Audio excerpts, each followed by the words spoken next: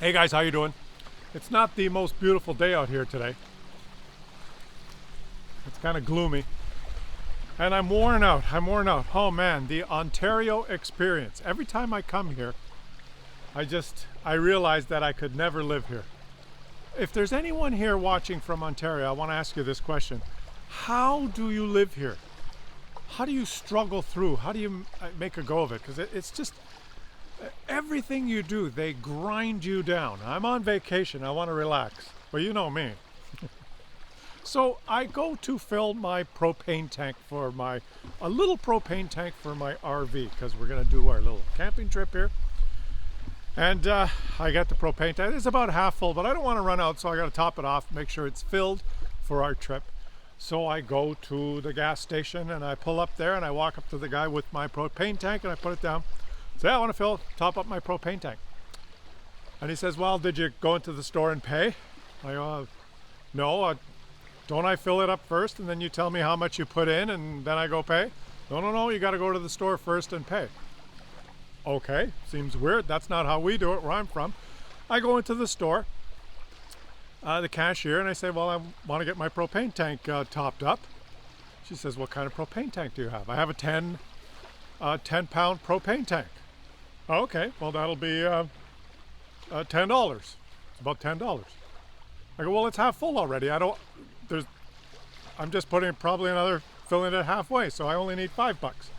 No, it's a 10-pound tank, so it costs $10. But I'm not filling it. It's half full already. And she says to me, well, why are you filling it? So that it's full. Because I'm going to be going camping, I don't want to run out. I don't want to start with half a tank. I want to start with a full tank. Well, most people fill them up after they're completely empty. Well, okay, I don't care what most people do. I want to fill mine up now, and it's half full. So I thought the guy was going to weigh it. It probably weighs about 5 pounds now. I want to put 5 pounds in. How much does propane cost? She says propane costs $1 a pound. It's in kilograms, but I'm converting for all of you foreigners or Americans that are watching. So propane costs $1 a pound. I want to put 5 pounds in, so I'll give you $5 and I'll tell them to just put 5 pounds in. No. You have a 10-pound propane tank. That's $10. So you charge by what the propane tank is. Like, do you do that when people come and buy gas? If someone shows up in a pickup truck, he has to come in here and he says, I have a pickup truck. That'll be $80. Well, I have half a tank already. Well, it's a pickup truck. It's $80. If you're driving a mid-size sedan, it's $65. If you're driving a compact, it's $30. Do you do it like that? Or do you actually put the gas in and measure how much you put in and then charge them? Well, I don't know where you're from, sir, but this is how it's done. We do it like this. Okay, fine. Give me the receipt. I paid. Here's your $10. Let me go fill up the propane tank. Well, that'll be $11.30, sir. $11.30. You just told me it was $10. Well, there's a harmonized sales tax. Okay, so I give her $11.30. I go out there. I give the guy the tank. He kind of, hey, why are you filling it? It's not empty yet. Does everyone in Ontario only fill the propane tanks when they're empty? And if it's half empty, you can't fill it because of some sort of communist plot? Like, what the hell is going on? And it doesn't end there. I'll share with you, okay? I'll share with you guys. Like, I came on this trip. I came across with my nice little pop-up A-frame camper, as you guys saw in a few of the videos ago. And the whole idea was to purchase this camper out west in the great province of Alberta and then drive it here and give it to a family member because they wanted a camper. There were none available here used. We found one in Alberta. I picked it up and drove it here. When I bought the camper in Alberta, let's just round the numbers, okay? I said, how much do you want for your camper? I want 11 grand. I'll give you 10 grand. Okay, deal. I give the guy 10 grand. He hands me the keys. I go to the registry and I say, I just bought this trailer. They go, okay, here's your plate. There's your registration. That'll be $55. Enjoy your camper. Done. And we get to Ontario. I got the camper. You can't just go to any registry in Ontario because they're government run. You have to go to a specific government registry, which is always busy because there's only one in one city. Not like in Alberta where they're everywhere. I think private companies can just have a registry. No, in Ontario it's regulated. Okay, so you go there and you stand in line for about an hour and a half.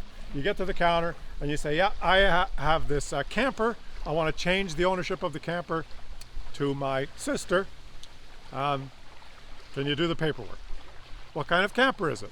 It's an A-frame, blah blah blah blah. What is the dry weight of the camper? What? What is it? I don't know. Well, you're going to need the dry weight of the camper. Okay, well, I guess we can look that up. What else do we need? You need to have the tongue hitch weight of the camper. You need to have the dimensions of the camper. Okay, I got the serial number of the camper. Is that enough? Okay, we'll come back. So we leave. We go back to look at the camper. We get all the information. We go back there. I say, okay, I want to change the ownership of the camper from me to my sister. All right, sir, that's good. Now, what kind of a camper? You got all the details? Yeah, that's fine. Click, click, click, click, click, click, click, click, click, click, entering things into the computer for like, it seems like an endless 10 minutes. And all right, we got all worked out here, sir. That's fine. That'll be $1,300 for the tax for her purchasing this camper from you, and $145 for the new registration. What? I've got a camper. I just want to. She's not buying it from me. What are you talking about? Oh well, she's taken this camper. I've looked up the book value of the camper. It's $10,000. I'm averaging, rounding, and 13% tax. That'll be $1,300 for the tax and then plus registration.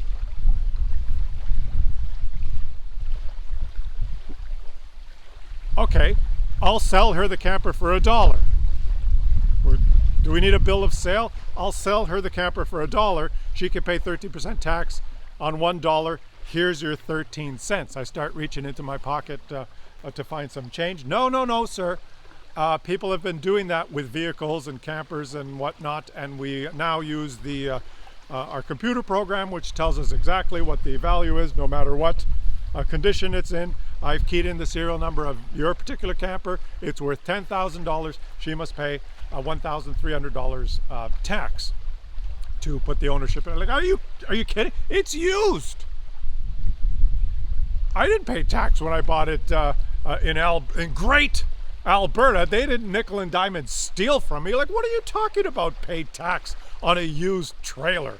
Do you pay tax on used cars? Oh yes, sir. We pay tax. Of course. Everyone in Canada pays tax on it. No. Not everyone in Canada pays tax on used cars. What the hell are you talking about? So you're telling me that if this trailer, let's just hypothetically say this trailer costs $20,000 when it's new, the person that buys it new pays tax. Okay, fine. They pay tax. They use the trailer for 2 years and they say, we don't like the trailer anymore. We want to sell the trailer. They sell it to someone. Are you telling me the government then collects tax when someone sells the trailer, and then that person that buys the trailer sells the trailer 2 years later to someone else, and then government collects tax again, 13% each time? So hypothetically, if this trailer was bought and then passed down multiple 8 or 9 or 10 times, was sold privately to different people as it exchanged hands, the government would collect 13% each time. So hypothetically speaking, the government could collect tax that exceeds the value